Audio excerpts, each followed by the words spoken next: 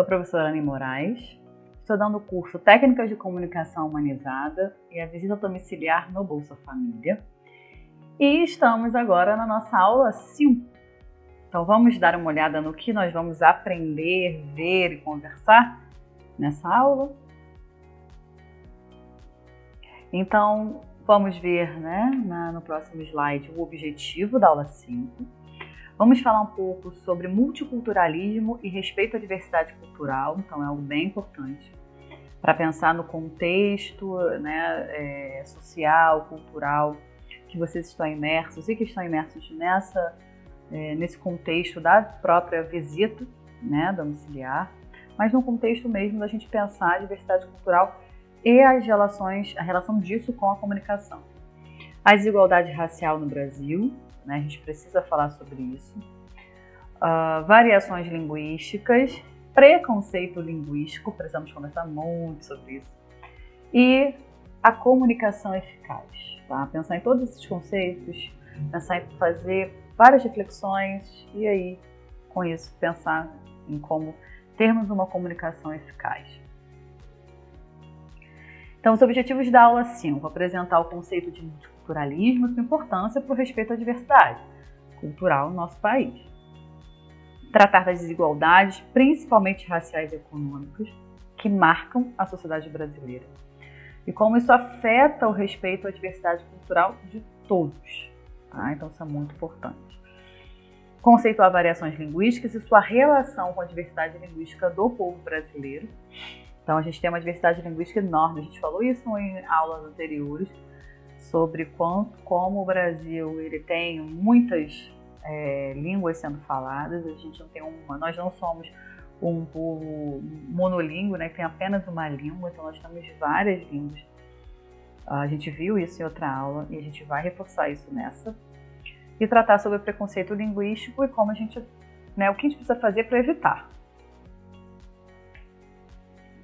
Então vamos falar um pouquinho de multiculturalismo e respeito à diversidade cultural. Então, a gente tem aqui o seguinte. Multiculturalismo significa a existência de diferentes culturas em uma sociedade, reconhecendo e valorizando a diversidade cultural.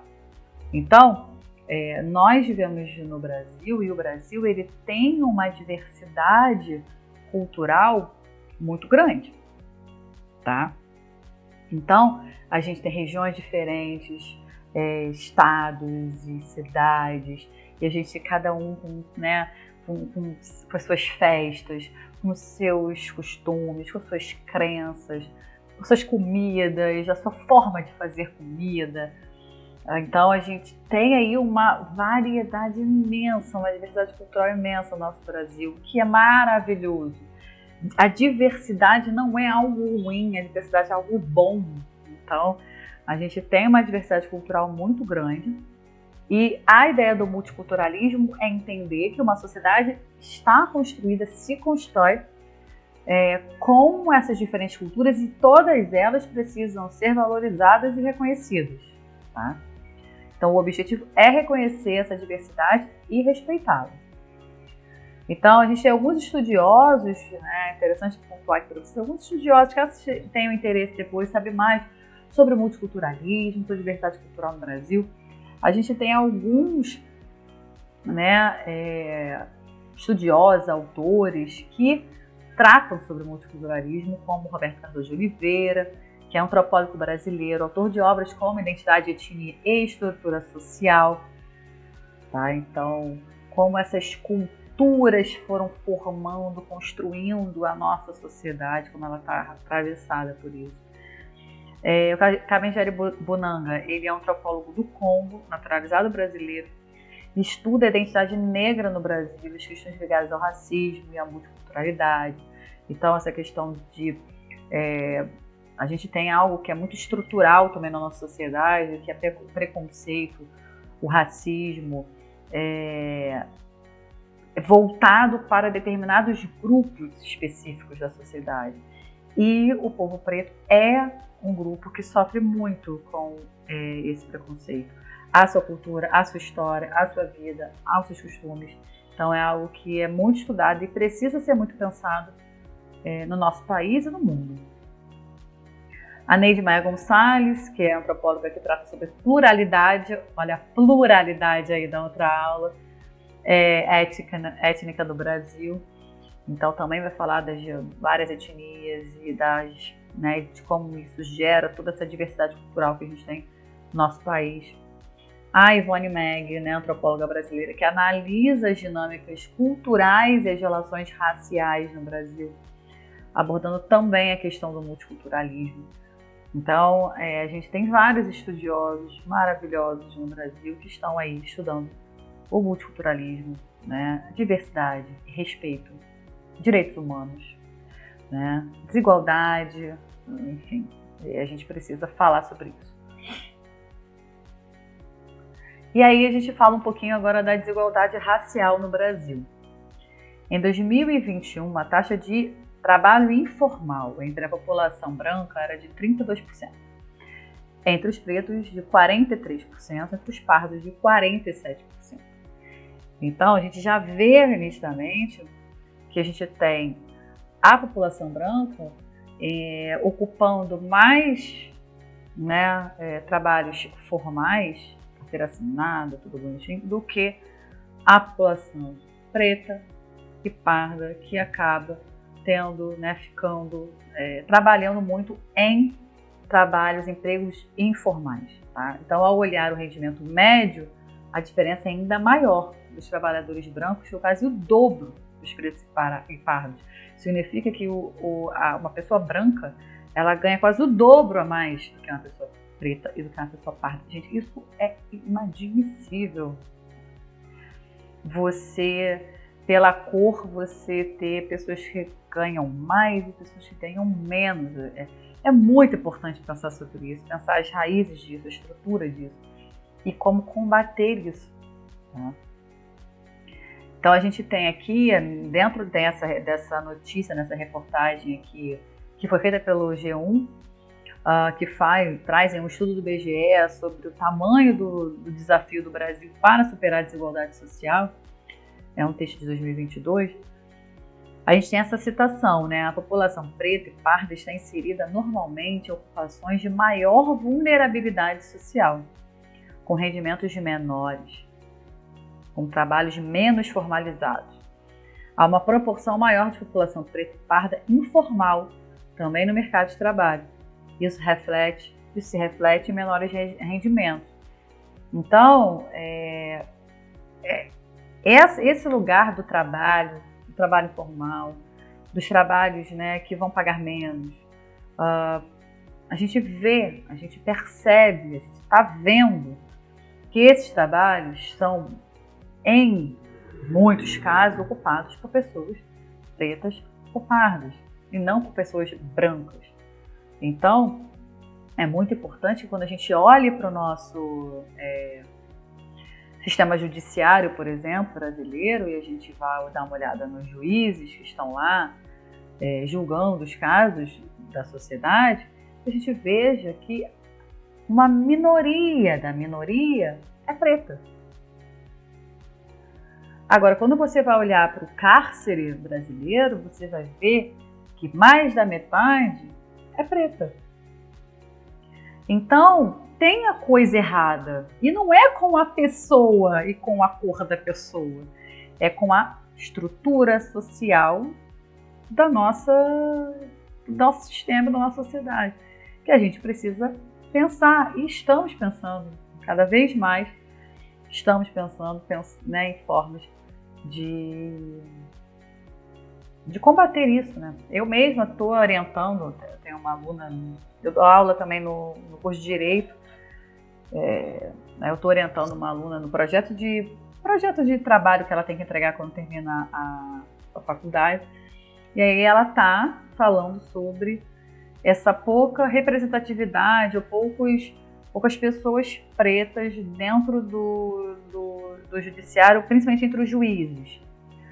Então, os juízes, ela pegou essa carreira, os juízes, e quão poucas são as pessoas pretas nesse lugar, E o reflexo disso para a sociedade. Por que isso e qual o reflexo disso?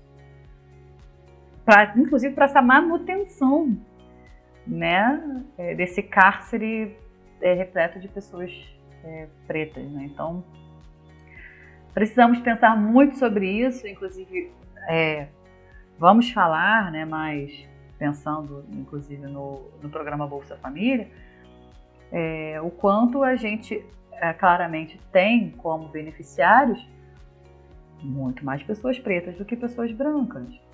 Então a pobreza no nosso país tem cor. E isso precisa ser pensado, refletido, combatido, né? Então eu trouxe aqui alguns gráficos para a gente dar uma olhada, né, na desigualdade racial no nosso país. Então se a gente for olhar aqui, inserção da população negra no mercado de trabalho, tá? Então a gente vê aí, né, a gente tem dados de alguns estados do Brasil. E aí a gente tem aqui, por exemplo, trabalho desprotegido, tá? Então, pessoas que estão em trabalhos desprotegidos. 44% são negros, né? E 32% são não negros. Então, você já vê que você tem mais, né, pessoas, no caso aí, né, pensando em não negros, menos pessoas em trabalhos protegidos que pessoas negras. Ocupações em cargos de direção, olha lá. Homens não negros, 6,6%.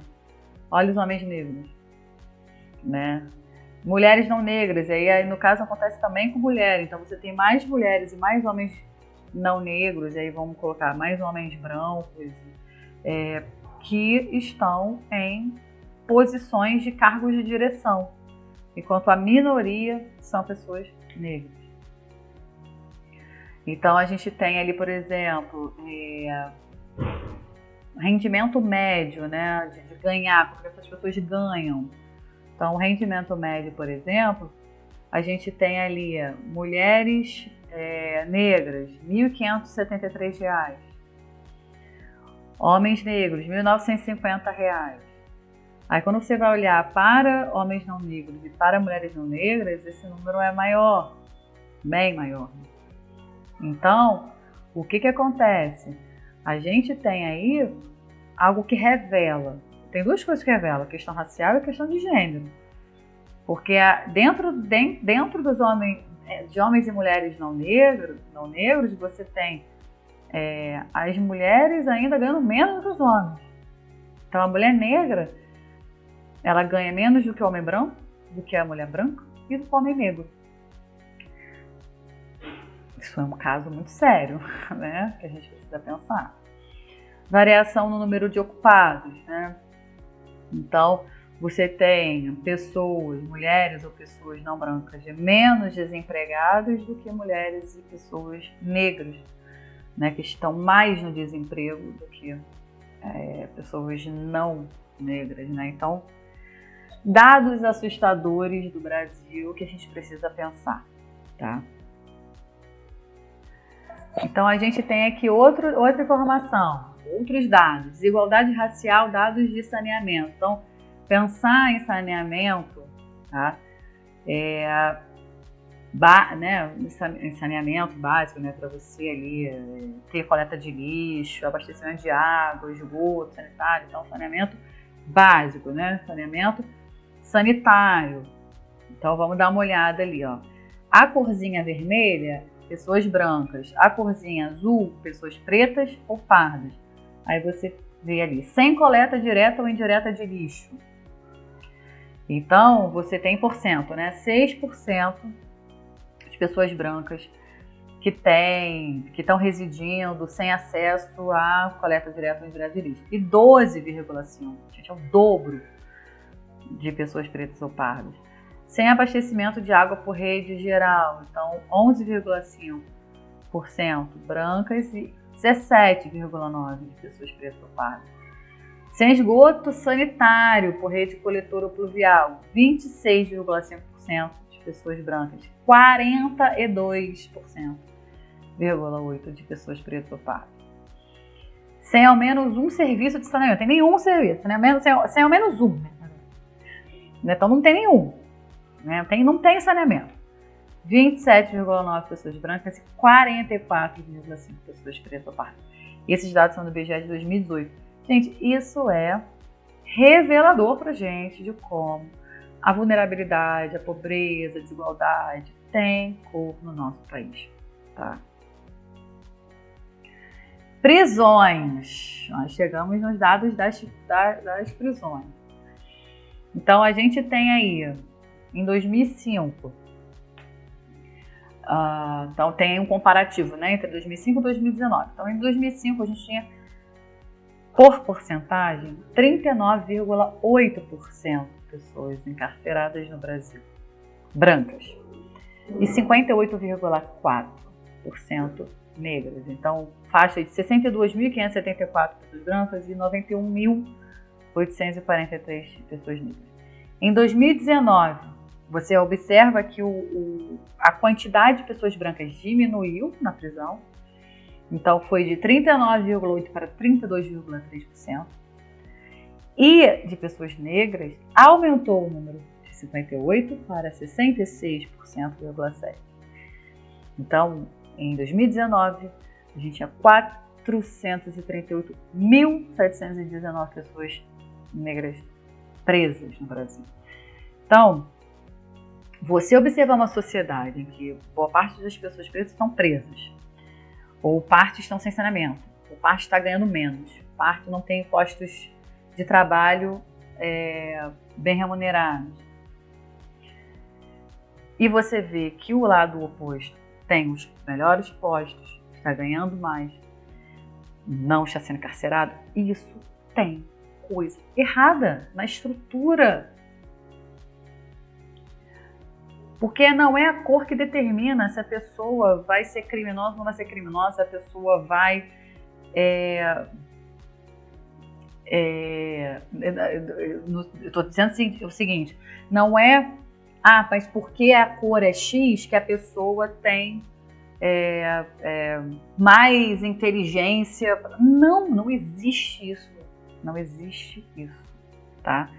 Não existe. O que existe no Brasil é uma desigualdade que está atrelada a um racismo estrutural, histórico, que coloca o corpo, submete o corpo preto há muito tempo. E que isso precisa mudar, e a gente tem muitas lutas, muitos movimentos antirracistas, movimentos sociais importantíssimos, de políticas públicas para mudar esse cenário. Então, não é à toa que esses números estão do jeito que estão. Tá? E a gente precisa olhar isso com muito cuidado. Porque o racismo está aí, quem liga a televisão vê o quanto de casos de racismo a gente não tem. Um monte. Então, pessoas que estão sendo discriminadas dentro de loja, dentro de shopping, andando na rua, ou enfim. Tá? Então, os jovens pretos morrem mais, são mais perseguidos, sofrem mais de preconceito. Então, isso não pode continuar acontecendo. Vamos falar agora um pouco sobre variações linguísticas. Não estou falando de diversidade, de desigualdade, né, dentro do nosso país. Mas vamos falar agora um pouquinho sobre variações. Então, a Irandê Antunes, que é uma teórica brasileira importantíssima dentro da área da linguagem, ela diz que a variação linguística é um fenômeno natural que ocorre dentro de uma língua. Então, nossa língua aqui é a língua portuguesa, decorrente do contato entre diferentes grupos sociais, geográficos, históricos e culturais.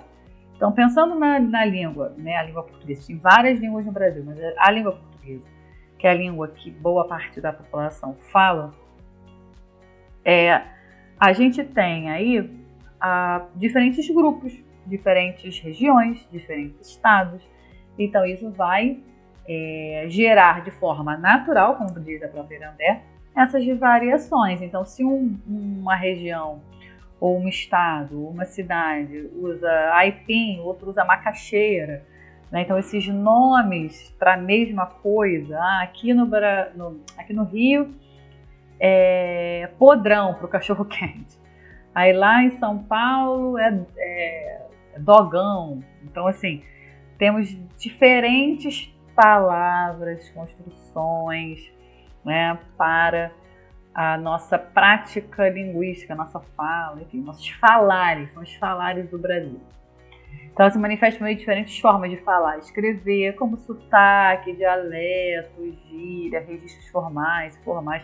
Então, a gente tem vários grupos sociais de gírias, e é uma mudança histórica também, né? Então, quando eu era jovem, até 18 anos, junto com o meu grupo, a gente tinha ali determinadas gírias. Hoje, você pegar o mesmo grupo, a mesma idade, a mesma classe, você vai ver outras gírias, outros termos. Então, isso também, a língua é muito viva, né? A língua ela é viva. Então, os falantes, eles vão dando outros sentidos, vão deixando algumas palavras de lado, recuperam outras, mudam o sentido. Então, é muito dinâmico, tá? Esse processo. Então, a gente temos muitos sotaques no Brasil, né? Então, que é algo maravilhoso. Que não deve ser visto com preconceito. A gente vai ver daqui a pouco preconceito, não deve ser visto com preconceito. E sim como beleza da diversidade que a gente tem, né, no nosso país. A Irandela Antunes vai ressaltar que a variação não pode ser considerada como erro ou desvio da norma, né, padrão da língua portuguesa, mas sim como uma riqueza cultural, que reflete a diversidade e a complexidade das sociedades humanas. Concordo completamente com ela. A linguista Guedo Alcor, que infelizmente morreu, se não me engano, tem 2 anos, morreu tem pouco tempo, defende que a variação deve ser valorizada e respeitada, pois cada uma possui as suas próprias regras e características que refletem a diversidade cultural de uma comunidade linguística. Então, é respeitar os falares, os sotaques, né, tão ricos, né, que nós temos aqui no Brasil. Principais fatores de variação, né? O que faz haver, né, por que ocorrem essas variações? Então, a gente tem as regionais, diferença entre regiões, sub-regiões, bairros. Então, você tem o carioca com com o seu modo de falar, você tem outros modos de falar no interior do Rio, vários outros lugares do Rio. Você vai ter lugares você vai ter no norte, nordeste, centro-oeste, na região sul. Então você tem vários estados, a forma de falar, palavra, sotaque. Então temos aí uma série de variações que são regionais, porque os falares eles estão muito ali atrelados a essas comunidades. E as comunidades linguísticas, as comunidades, esses grupos que vão construindo sua identidade, vão construindo o seu modo de vida. Isso tudo também está atravessado pela linguagem que ela fala. E aí você vai construindo essas formas próximas, né, de falar. Então, acho que é algo importante a gente pensar. Sociais e culturais, então, grau de escolarização, formação cultural.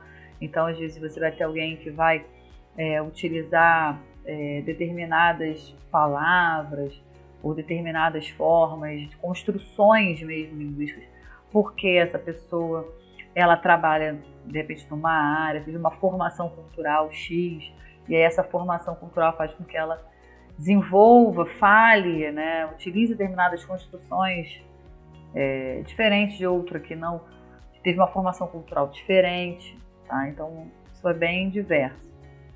Contextuais, formal, informal, familiar. Então, quando você está no bar, ou está em casa, está vendo o jogo, está no Maracanã, você está, enfim, em algum lugar que você está lá no churrasco da galera.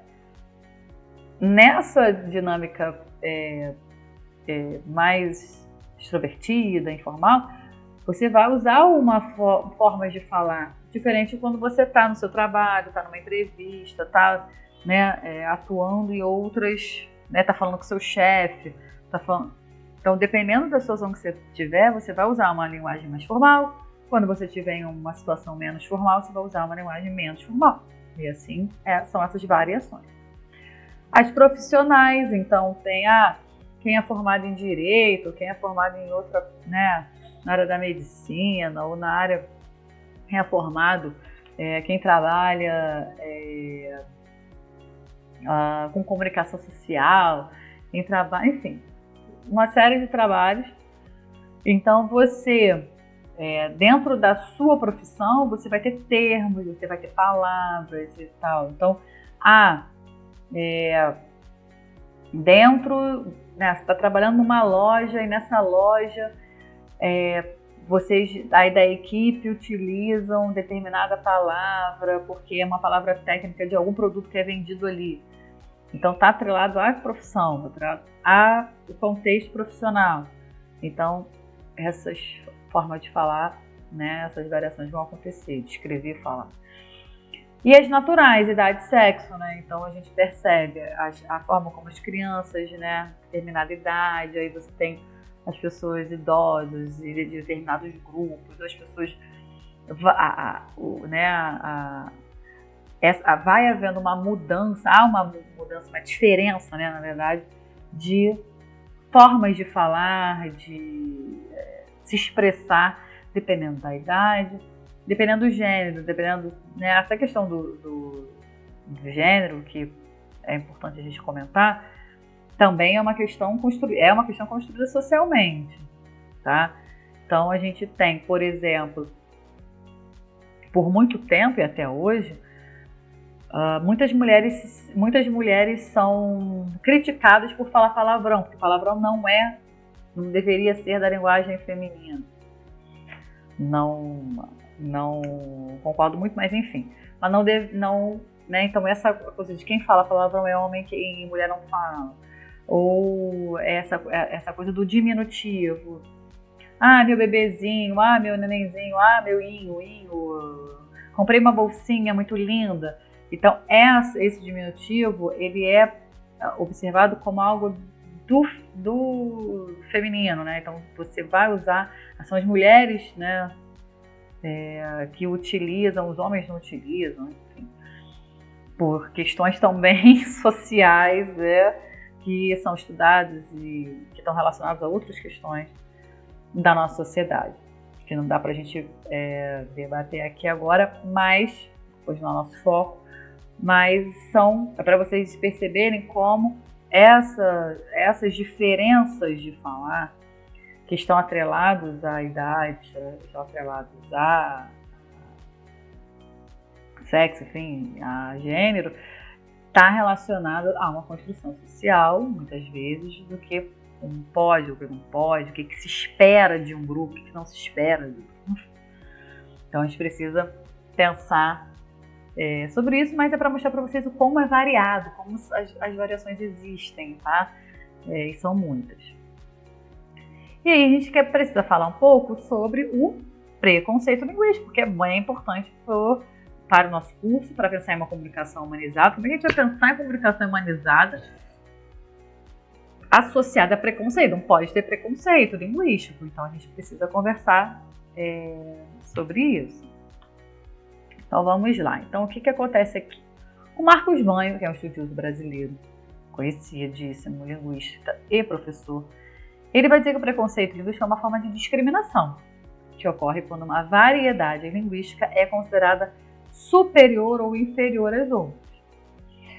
Então, como por exemplo, a gente já ouviu muito, não sei vocês, mas eu já ouvi muito, percebo muito isso, que há muitas vezes um preconceito contra o sotaque de estados, né, de cidades, estados da região Nordeste ou da região Norte, em contraponto ao sotaque de locais da região Sudeste, da região Sul.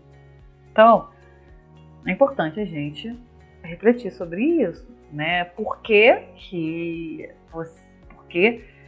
no país há um enaltecimento ao sotaque carioca, por exemplo, o paulista, o mineiro, enfim, o sulista lá, e não tem, e em contraponto há um preconceito com as regiões norte e nordeste. Então é importante pensar sobre isso, tá?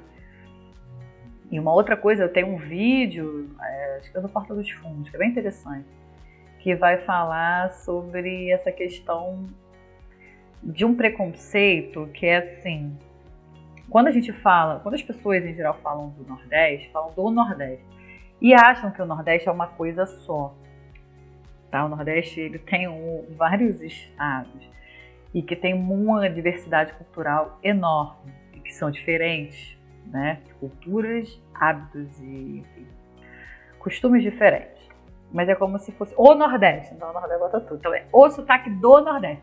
Não é o sotaque do Rio Grande do Norte, de Maceió, da Bahia, né? Não, é do Nordeste.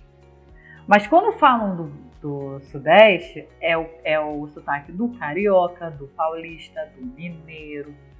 Então, você percebe que há uma desconsideração, botar todo mundo, não observar que existem diferenças culturais como se fosse uma coisa só, né? E você quebra a identidade. Existe identidade, né? Você fala de identidade regional, cultural, de grupos que moram em estados diferentes, enfim. E a gente tem que pensar sobre isso. Por quê?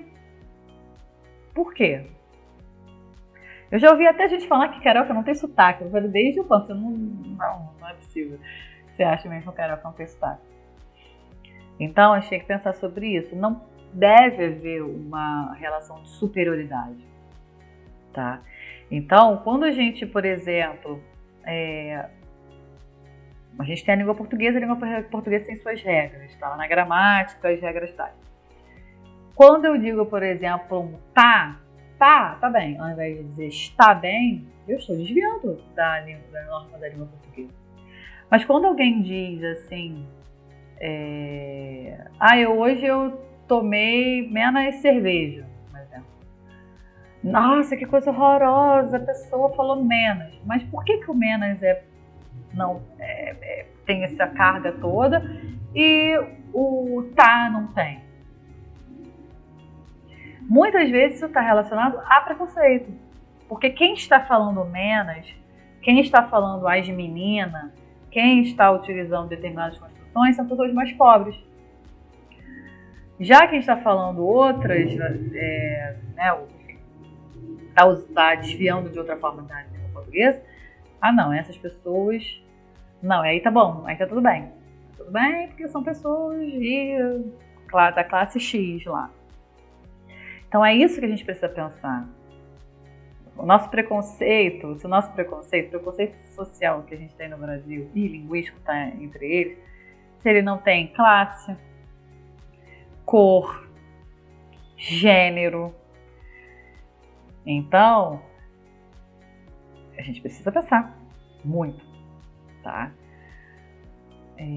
O preconceito pode ocorrer dentro de uma mesma língua, como é o caso do Brasil, que eu estou falando aqui com vocês. No contexto brasileiro, o Banha vai destacar que o preconceito em relação ao chamado português padrão, considerado como o único correto, é contraponto às variações regionais e populares, como sotaque, vocabulário, estruturas gramaticais utilizados por diferentes grupos sociais. Então também tem essa questão, existe porque a gramática da língua portuguesa apresenta, e a gente aprende, tem que aprender mesmo, né? Escrever, utilizar,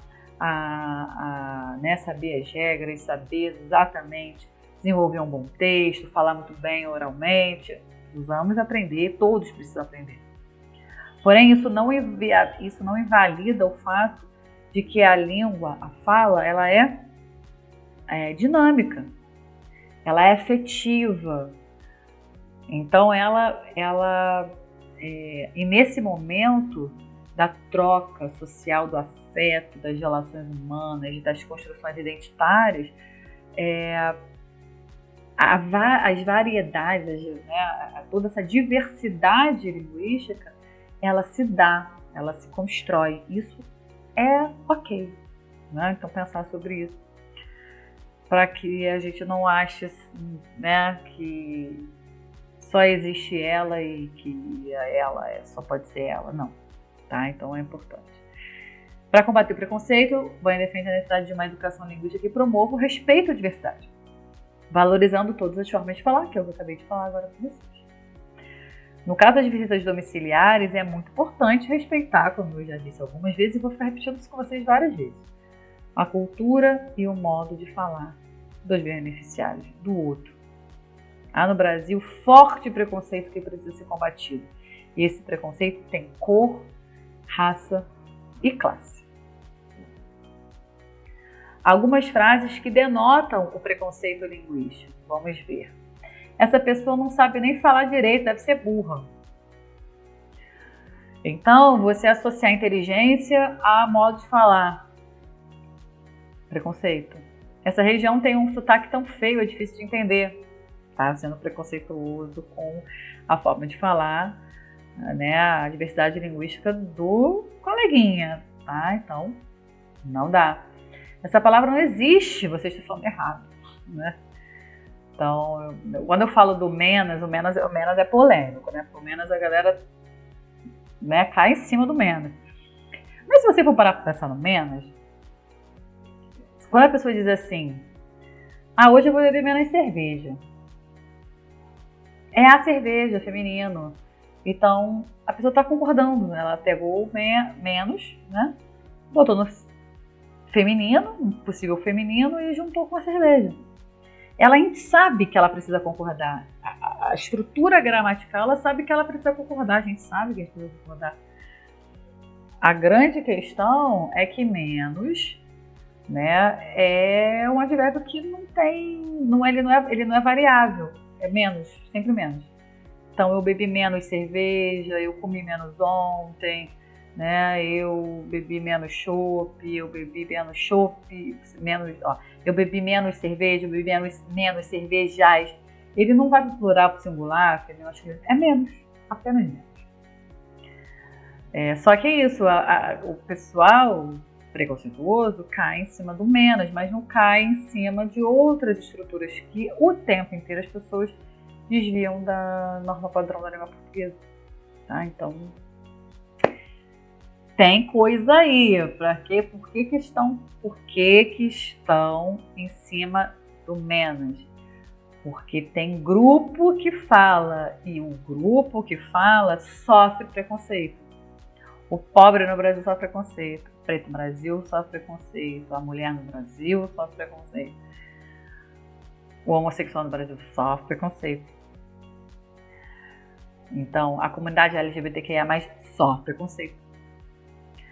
Os indígenas sofrem preconceito. Os quilombolas sofrem preconceito. Essa galera toda sofre preconceito. Então, o que vem dessas pessoas, sua forma de falar, sua forma de ser, sua forma de agir, vai gerar o quê? Preconceito. Gera preconceito do outro. E não pode. Não podem. Temos que pensar sobre isso. Frases para reflexão. Vivemos em uma sociedade que sofre de privação cultural. Outro dia eu li isso, eu achei incrível. Assim. Há pessoas do nosso país, crianças, jovens e adultos, que sofrem de privação cultural. Pessoa que não tem acesso